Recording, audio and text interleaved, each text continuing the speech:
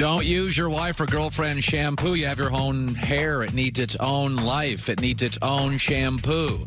Get your own Dove Men Plus Care. Created a range designed to give your hair the care it needs to stay strong and resilient. Available at Walmart. By the way, watching the Bears-Redskins last night, there are so many good wide receivers in this league now.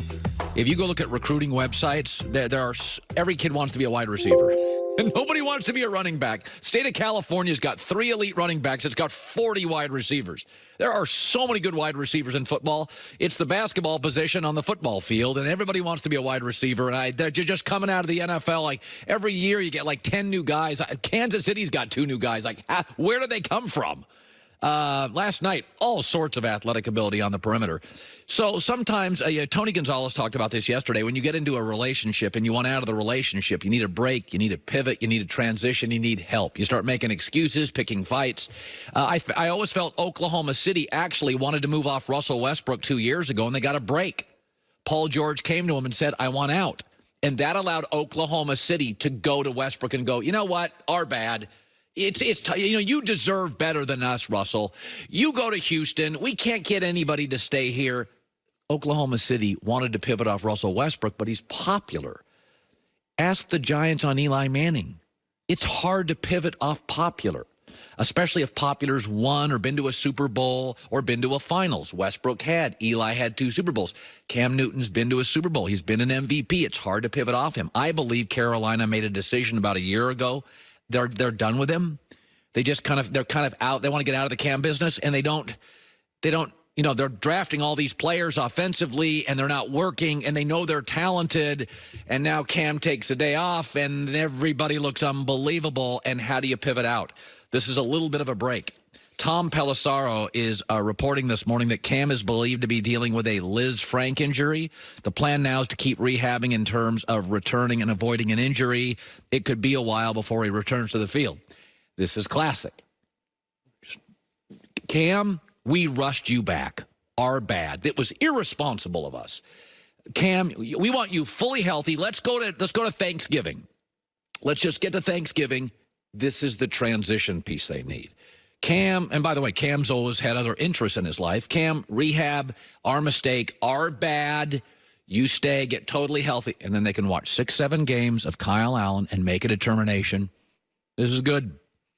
McCaffrey, Kyle, Samuel, DJ Moore, Greg Olsen. This is good.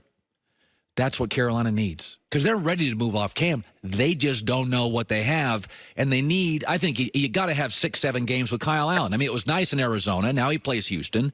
But, Arizona's rebuilding team and Houston's secondary is weak. So even after 2 wins, what can you say about Kyle Allen? You need about 5, 6, 7 games. Let's see him at home. Let's see him on the road. Let's see him against the veteran coach. Let's see him again. Because Arizona's nice, but it's Arizona. And Houston's talented, but that secondary is kind of a mess. So even if Kyle Allen lights it up this weekend, my takeaway would be, okay, that's great. We're not going to face those teams in our division. I got Drew Brees and the Saints. I got Atlanta, Dan Quinn. I got Todd Bowles, very good coach in Tampa. So this is the break they need, because listen, Cam's been in this league now 9 years. He completes 59% of his throws. His passer rating is an 85. There's never been in the history of American television a show that after 9 years was just like, eh. And then it became Seinfeld. It became Game of Thrones. It doesn't work that way. 9 years is a lifetime in pro sports. Nobody in the NBA is for 9 years. And then next year, Russell Westbrook becomes an elite three-point shooter. Now, his game is defined. He is what he is. He's got some great strength. So does Cam. So I think this is kind of a break for them. They want to see what Kyle Allen is.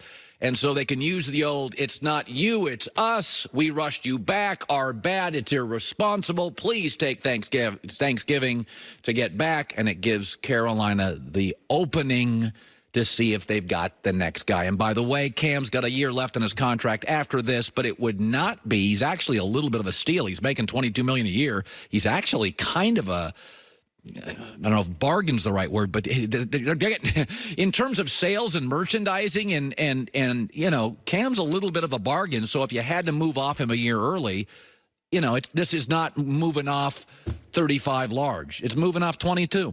Here's Joy with the news. No. Turn on the news.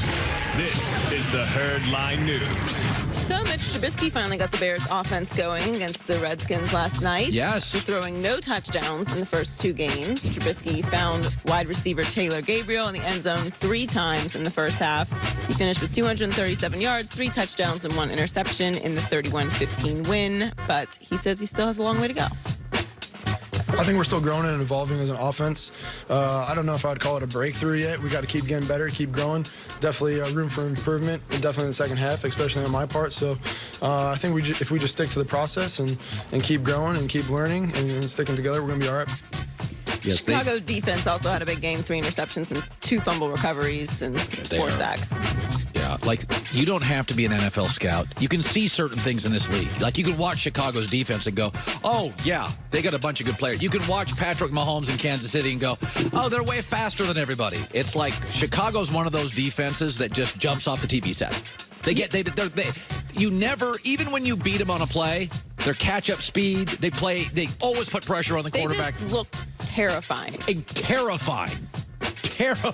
Like, I just would not want to be on the other end of anything. Aaron Rodgers had a good first drive against them, and then you're done for the day. You're like, whoo, That's what I'm saying. You could see right away against Aaron Rodgers what they were working with on defense this year. With Trubisky, this is the type of game that keeps Trubisky going. Like, what I don't like about Trubisky is consistency. Like, first 2 games, no touchdowns, and then you have a game like this. It's like, oh, yeah, we got the guy. Like, he's supposed to do this.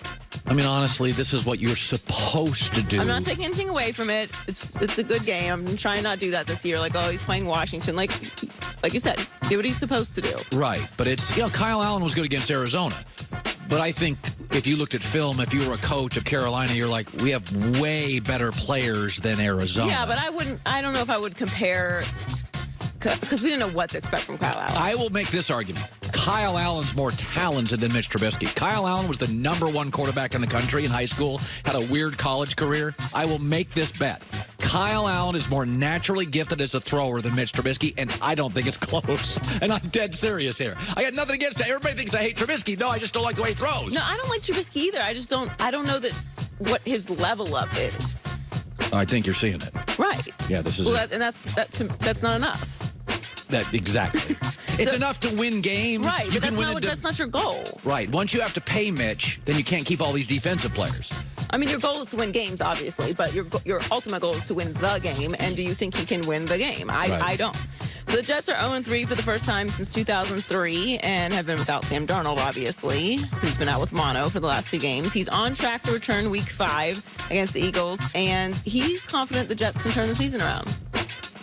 We're gonna go on a little run here. It's gonna be fun, but it's gonna take a lot of work. But I know a lot of the guys on the team are willing to put in that work. Here's the interesting thing. They have a bye this week. Yeah. And then they play the Eagles in Week 5. Right. But Adam Gase said yesterday that, so Darnold's going to be back. C.J. Mosley, Quinnen Williams, and Demaryius Thomas are all trending to also be back. Oh, no, they can beat Philadelphia. Philadelphia is a mess physically, and their secondary is a mess, and their O-line's a mess. Philadelphia is in danger of going 1-3. I think Green Bay beats Philadelphia on Thursday here on Fox. No, I mean, it's Philadelphia. Oh, yeah, I know, I agree. I mean, so it sounds a little bit dramatic what he's saying. Oh, we're about to go on a run. But when you look at the full scope of everything, he could be right. Like, they're getting all their pieces back at kind of just the perfect time. Yeah, and I here's the thing. What I worry about, I've never had mono. I've known people who have. For an NFL player to have mono, like, can you come back? I saw a picture of Sam Darnold like a week ago. He looked thinner. Like, I mean, it was noticeable. He looked a little thinner. So my takeaway is, I'm not a doctor. So in the middle of a season, can my quarterback get mono, take a few weeks off, and come back? Well, I don't know the answer. I don't know if he's going to be 100%, but who is? Yeah, I guess. I'd like you to be as close to that as you can be. Yeah. Finally, Baker has made a big impression, at least in his rookie season, but he's not really lived up to expectations so far this year. Yeah. And he's telling fans not to hit the panic button yet, but Rex Ryan is already out on the quarterback. He said, oh, boy. He's overrated as hell. Here's a guy right now that's a one-read guy, and then he's going to improvise. He's got to realize that you are one of the slowest guys in the field when you take off with it. The ball's not coming out in rhythm. He's staring down guys, and you're not that accurate down the field. Well, that's wrong there. Baker has not been accurate this year. Baker's an accurate thrower. He's right on the one component, though, Joy. Baker is a 4.84 40 guy. Okay, let's not confuse ourselves with Baker's a great athlete. Defensive ends in this league run 4.75s. He runs a 4.84. So when Baker rolls right, that's great when you're Lamar because you can always get to the edge. Right. It's great for Mahomes, Brett Favre, Steve Young, Russell Wilson. Baker rolls right. Joe, you ever notice when he rolls right, he usually rolls right and back because he can't separate from the, like right there. Yeah. So he ends up throwing the ball, not only rolling right, but rolling right and back because he can't turn the corner. Well, right. There's also, the offensive line to consider. It's not great. So is Deshaun's? No, but what's he supposed to do? Just stand there? I disagree that he's a one-read guy, and I disagree that he is not accurate. His offensive line hasn't been great, so your only option is, in a lot of these cases, to do what he's doing. And no, he isn't the fastest guy, but... How about run the football? How about slants? How about... I mean, there are some other options available, but I think it's just a little harsh on Baker. No, the whole notion that Baker's overrated only comes from his draft position. Right. Which is unfair.